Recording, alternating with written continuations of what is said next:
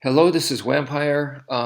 Just the other day, I was notified by one of my Japanese viewers that on Captain Fairbairn's um, books that there is arm wrenching on there. Now, the closest one that I could find was what you're seeing right here, and I don't think that's the one that he meant.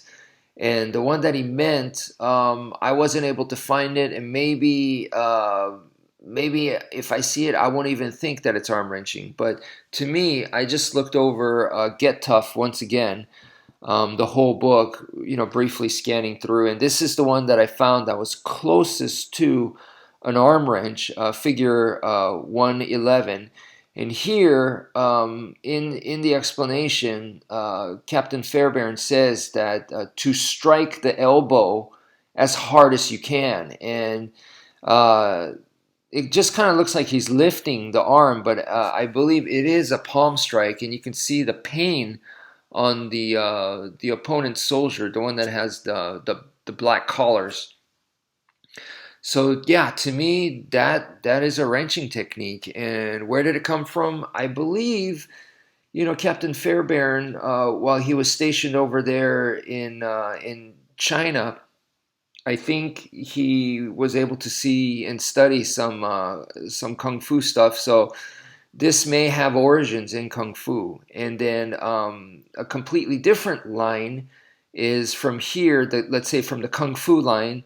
Now Bruce Lee and some of his students may have come across some wrenching techniques, and then they adopted it to Jeet Kune Do, and that was the first place where I had even heard of a wrenching technique was Sifu Paul Vunak's arm wrenching, and when I saw that, that was a game changer for me, and then so I was obsessed with that technique, and I wanted to further explore it and further expand upon it, and I was able to over the years.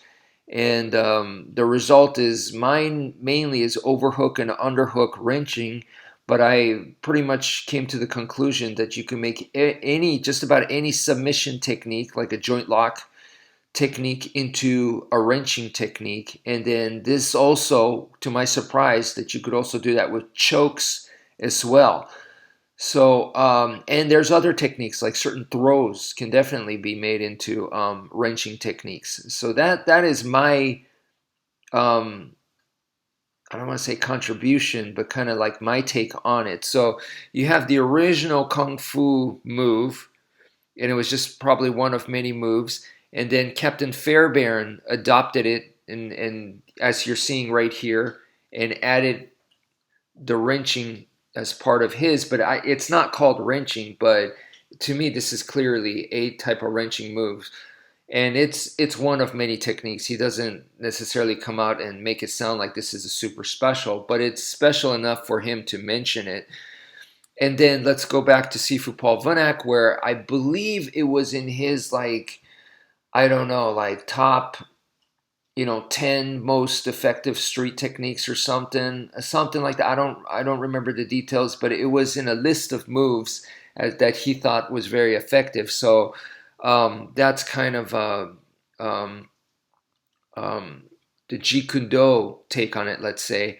And then now I have my take on it as well. So anyway, just wanted to share that with you guys. Thank you for viewing, and take care, folks.